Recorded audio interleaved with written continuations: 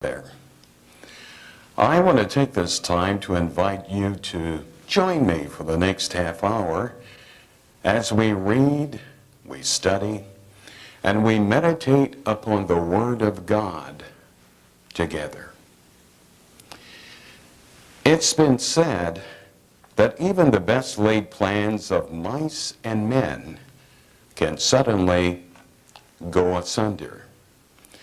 And there are many people who believe that everything that takes place in our life was pre-planned and predestined to take place.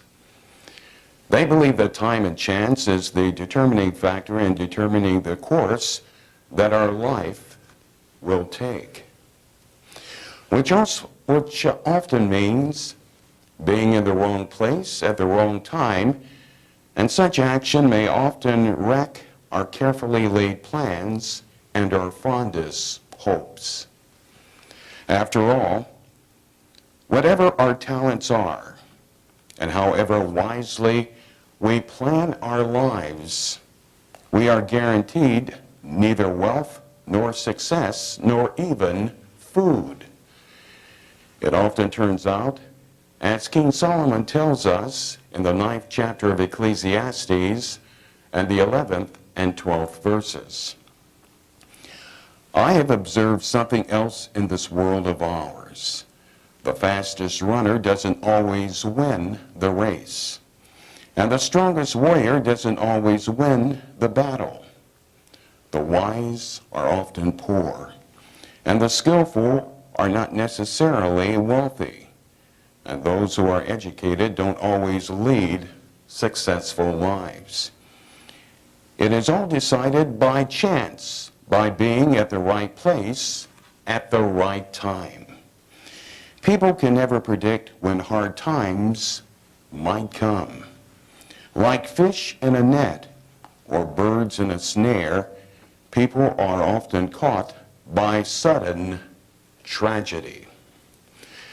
And for many people, when these unexpected turn of events takes place in their life, it may cause them to develop an attitude that is more vindictive, and they become more self-centered, which creates a lack of love and concern for their fellow man.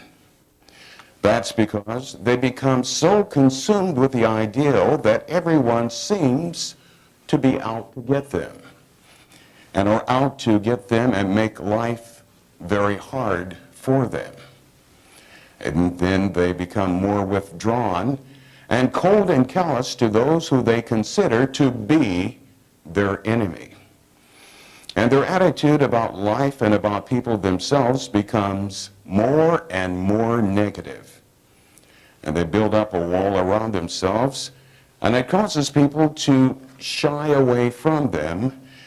And they do this because they want to protect themselves from being hurt and disappointed as they were in the past. And that's brought on because of their attitude about life and how life is treating them.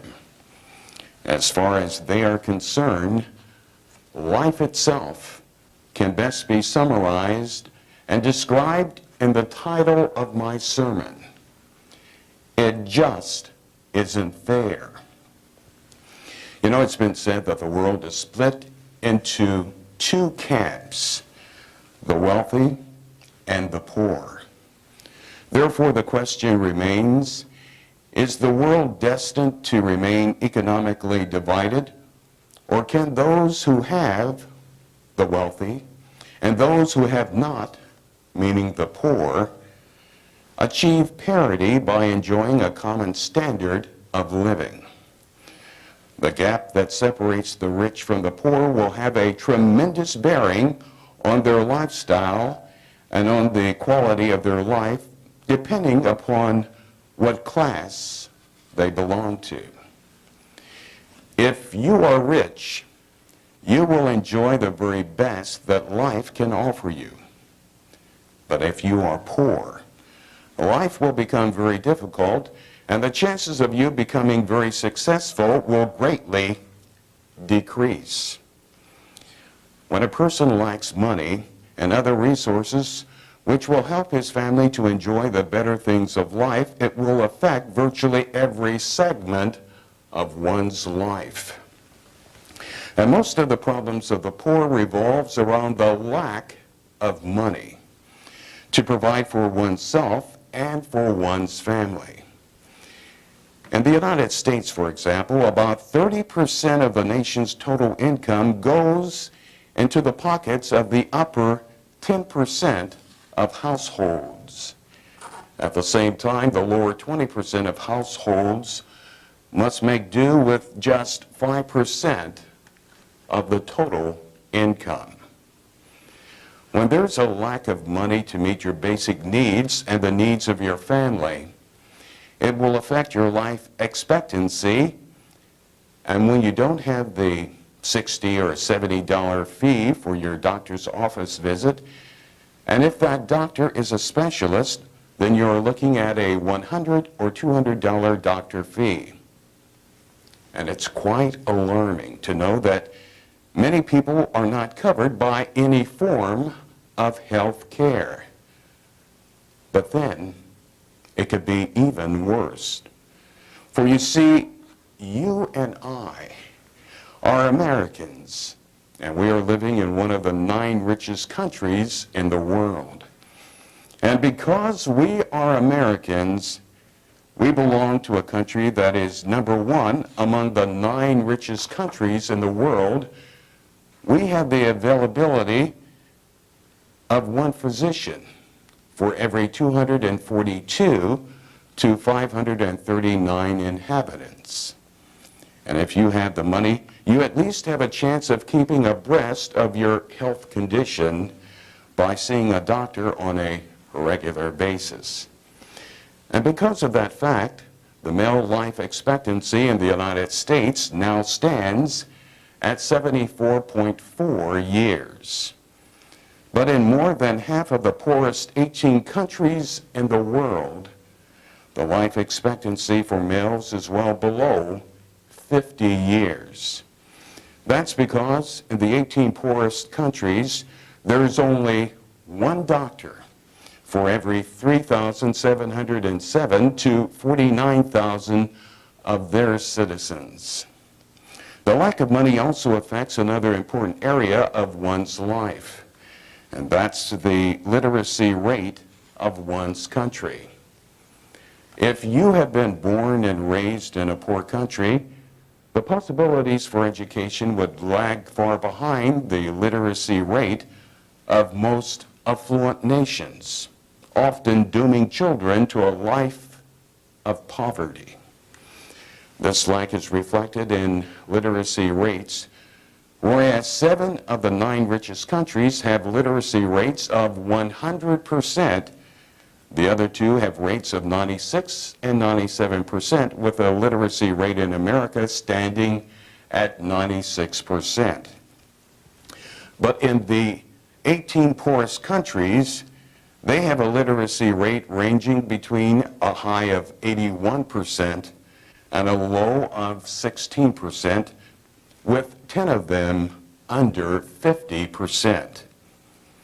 For the poor and the working poor, many of their problems are money related.